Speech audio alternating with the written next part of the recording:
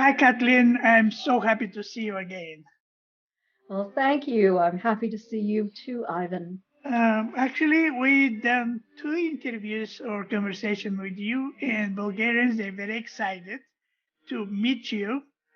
We put Bulgarian subtitles so they understand what you're talking about, and will be the same for that video now.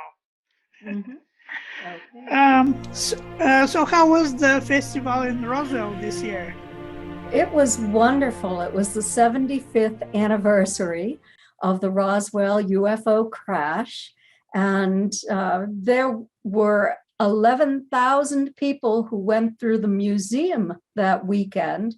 There were also events around town, events at the town's conference center, and it's my understanding that every hotel room in town was filled. So very busy and wonderful, happy people. I mean, 11,000 is too much for a small city like Roswell. It's growing. Every major hotel chain is there now. Yeah, I've been in Roswell so many times. I had very special relationship, like friendship, with Clifford Stone. And he passed away, unfortunately. I miss him very much. And I have his archives with me. And I'm checking time to time. And anytime I'm discovering more and more, not secrets, but stuff. Okay, so we know about your book Captured. Yes. And now something new around your investigations, research, and interesting stories. Yes, well, I updated Captured, the Beti and Barni Hill UFO experience for the 60th anniversary of their event. And there is new evidence that has been analyzed by scientists, very exciting.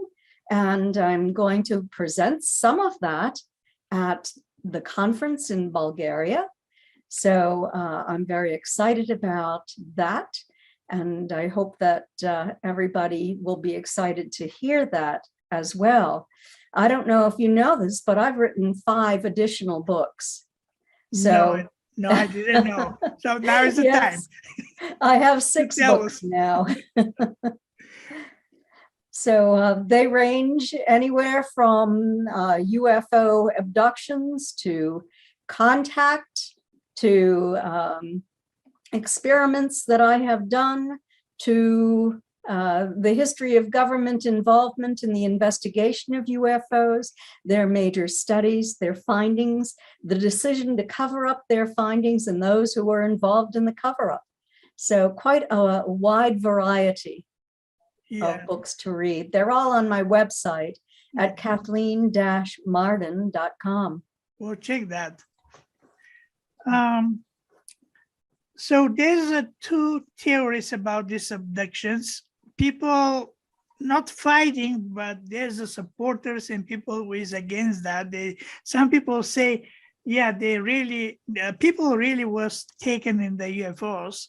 This is the one version, like the case with your aunt and uncle. And the other side says that is the military operations. They just projections in the mind, these pictures that they see UFO and then they was taken from UFO. Actually, now I remember I watched X-Files maybe 5 times, all seasons, because I love that. And one of the episodes, I remember that, I mean, this is science fiction, of course. We cannot trust no one.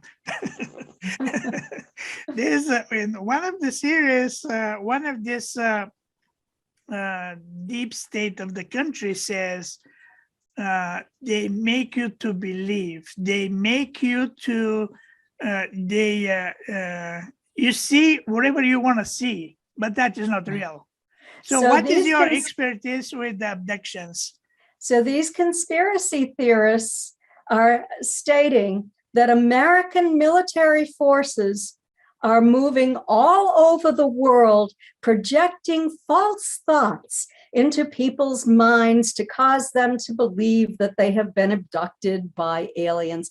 Why would any American military do that? It's unconstitutional and it's evil. That it is extraordinarily difficult for me to believe that any of that is true.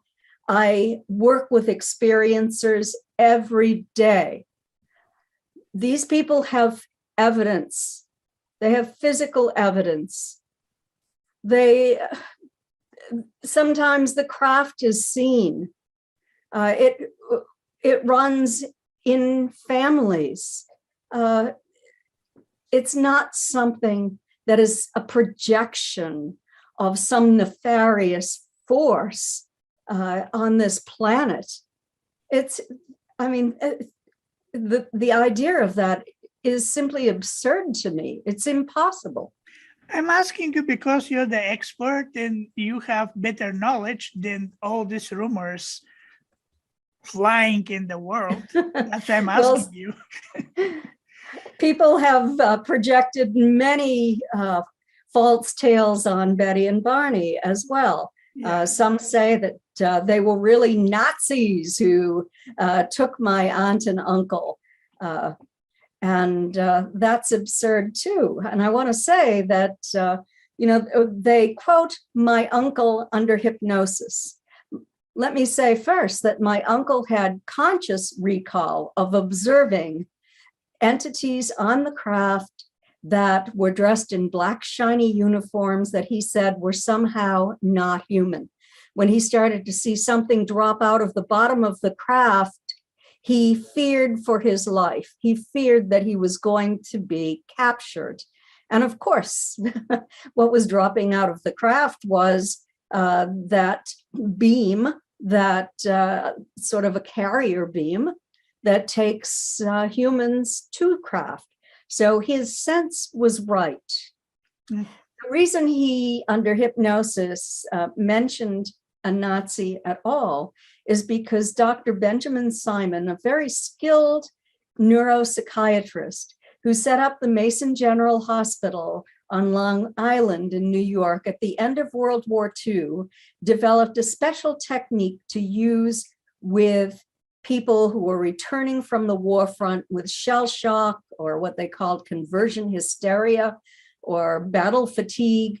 They had not been successful in working with these individuals, but Dr. Simon developed a special technique to get to the point of what caused this great emotional trauma that caused these soldiers to become so disabled. Mm-hmm. And he used this technique with Barney. And with Barney, he told him to describe anything in his life that reminded him of the emotional impact he was experiencing at that moment. Barney remembered under hypnosis the feeling that he had about Nazi soldiers. Barney was in World War II, and it was that same fear factor. That is what that was all about. From his conscious recall, he never described Nazis. And in hypnosis, when Dr. Simon questioned him over and over again, he never again mentioned Nazis. Mm-hmm. So, there are people who just love the thrill of some kind of spectacular adventure, I suppose you might say, rather than, I guess, regular alien abduction or ET contact must be boring to those people. Yeah. Me personally, in UFO Disclosure, our goal is to share the truth. And yes. The truth, I'm looking with very credible people to talk about this. And that's why you are in the third time with UFO Disclosure Bulgaria.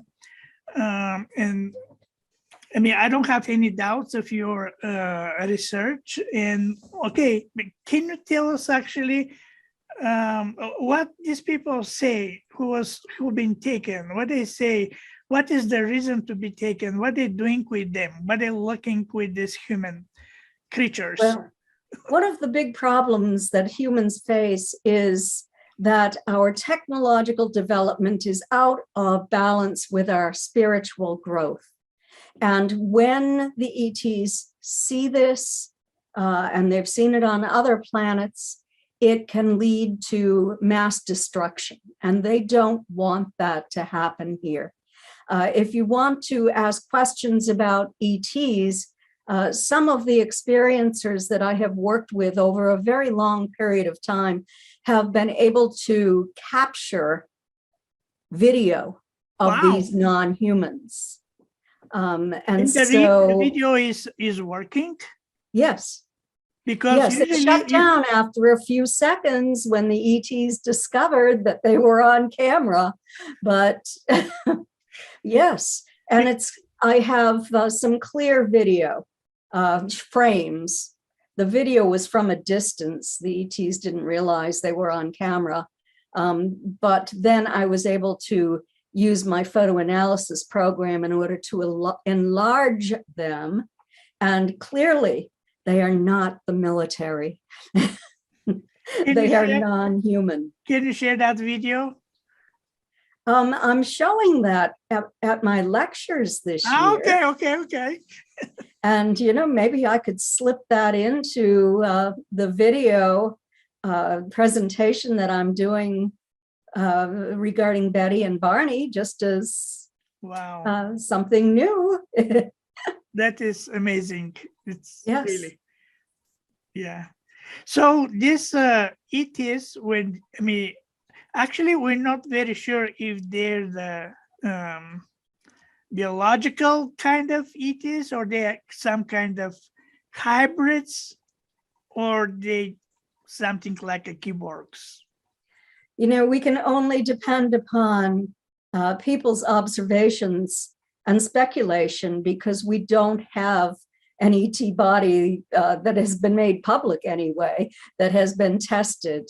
But the experiencers have reported for many, many years that they have had genetic material removed, and that some of them have met their hybrid babies.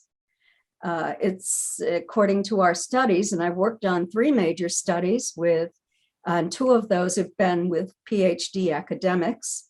We've done this study on about 5,000 experiencers to date, and only about 20 to 30% say that they have actually seen hybrids on craft.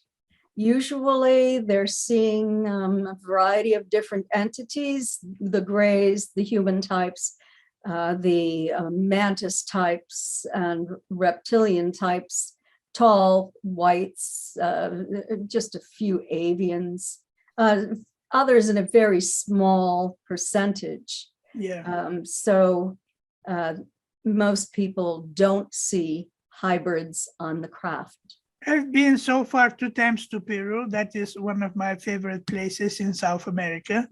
And I have a lot of friends now from there. And basically there's a scientists or people who are experiencers. And I talk with them and I ask them, last January I was in Peru, and before, maybe 5 years before also, and I asked if they had some experience with, or if they heard somebody to be taken. None of them says that they have information that someone is taken in UFO, but many people witnessing and sharing incredible stories for, not close encounter of third kind, but with these orbs and UFOs, different kind of phenomena. Yes, and there are some amazing things happening in Peru where people are seeing craft rise up out of the water. And, yes. It approaches them, and entities are inside, and they communicate with them. And things are changing around the world. Many experiencers now can't see the entities, but they can feel their presence through a strong tingling sensation in their bodies. And then they have telepathic communication with these entities. So not as many people are being taken to craft as happened at one time. It seems that that part of the ET's agenda might be coming to an end, and more of a relationship is being established. I talked with Hemi Mausan lately. He was in Utah for another UFO event. I asked him specifically about this mummies, they call mummies. They was found in caves between Nazca and Ica. And I asked him, do you know something new about this? And he said, yes, we have something new to show to the world, but we're waiting for Professor Roger, I forgot his last name, to announce that. And when they're ready, they'll do that. And he said two or three of these mummies, because they're 5, I think, they don't have anything originally with the humans. And well, that it'd be very interesting to see a DNA analysis on them, not only what they look like physically, but what is their DNA? My understanding is that they have only 1% match with the human DNA. 99% don't. Yeah. Anyway, have you, last time, maybe we talked, maybe 1 year or 2 years ago, anyway.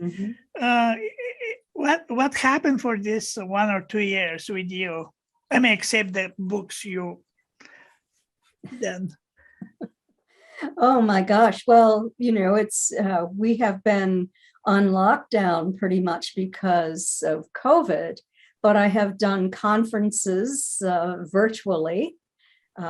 In fact, last year I did one in Italy virtually. I've spoken in France virtually and in Denmark. And so I've been busy. I've spoken to a group in Germany virtually. And also in the United States, I was so proud last year when the International UFO Congress awarded me their Lifetime Achievement Award.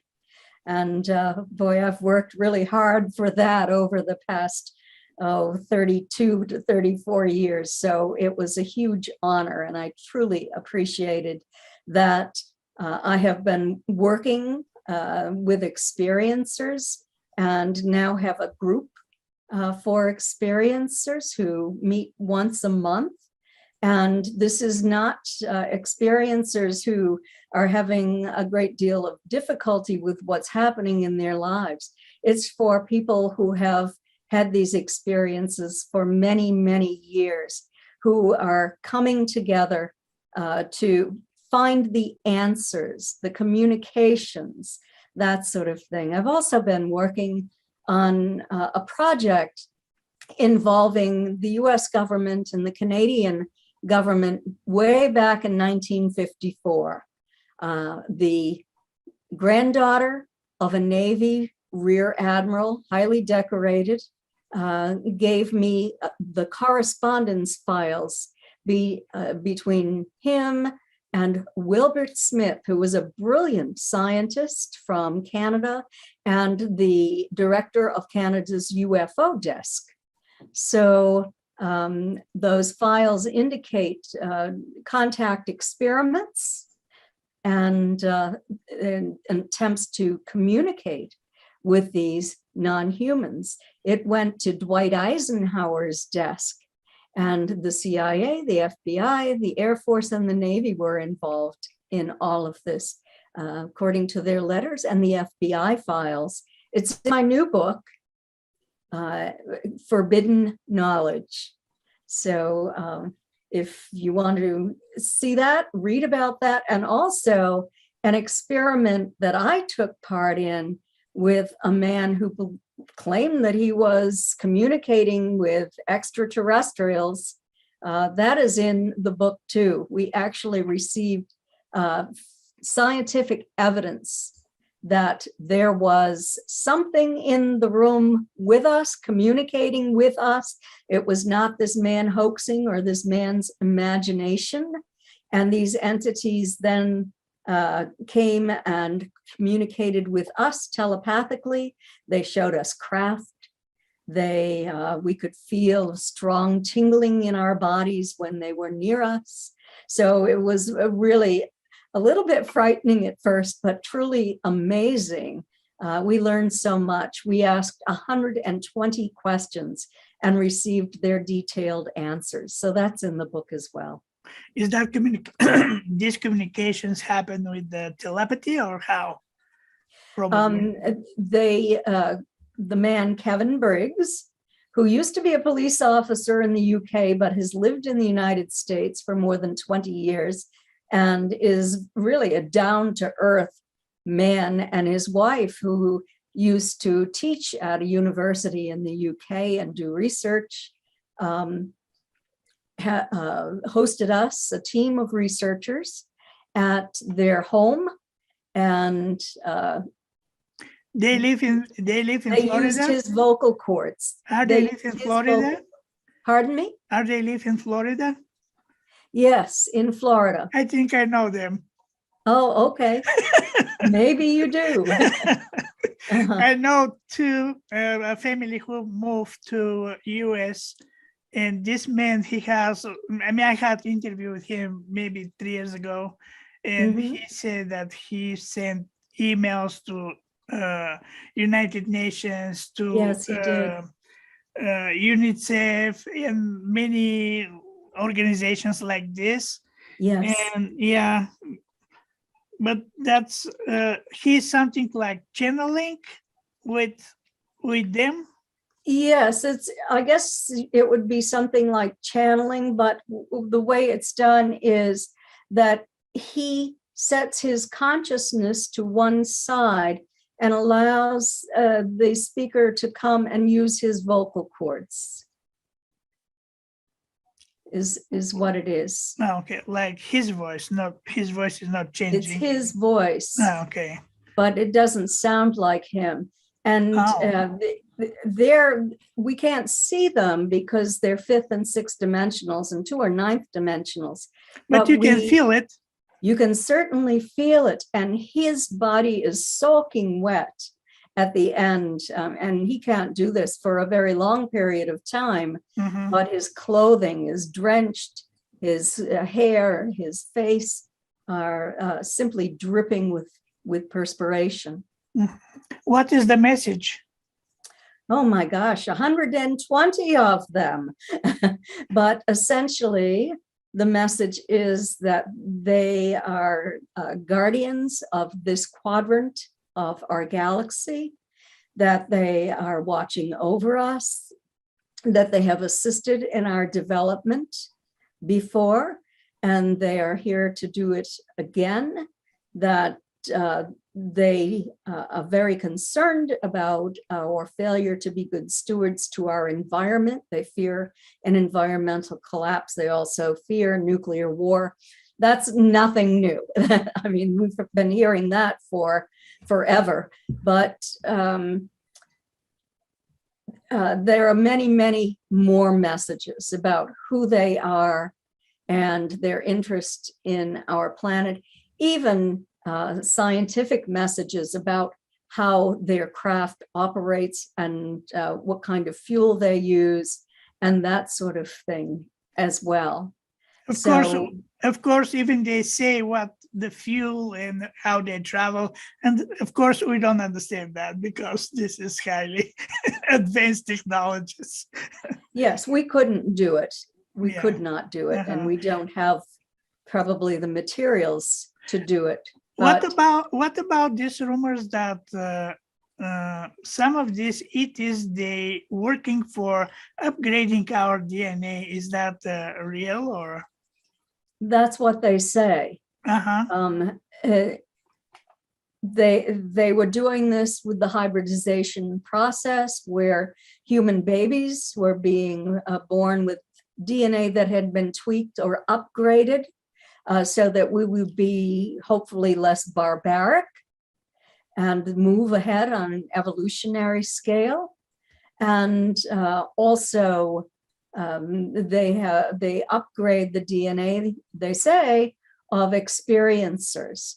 And so experiencers have many characteristics that we've discovered in our research studies that are not prevalent in the general population, such as becoming psychic or intuitive, being empaths, becoming highly spiritual, being able to communicate sometimes telepathically, being able to channel healing to others. So that is not only for the newborn, but also for elderly people like me. Yes, many experiencers have been healed by these non-human entities. In fact, I've worked with a man who had cancer, and I told him to ask the ETs for healing several times a day. I said, they will hear you, just ask telepathically or speak it if you want, but they will hear you.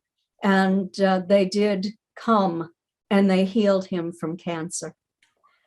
We have many cases like that now.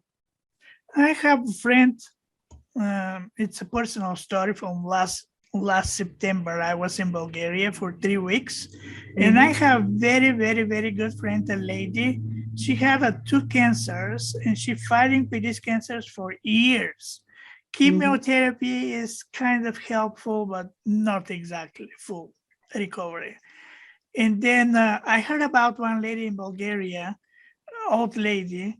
She lived in the mountain, and actually, people who is assisting with her, they say that about 8 million. Oops. I got a notification that they are ending that video.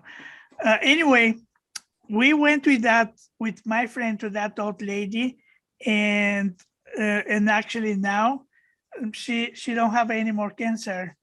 Wonderful. She texts me. I returned to US. She texts me and she said, I was for exam, and doctor says I don't have any more cancer.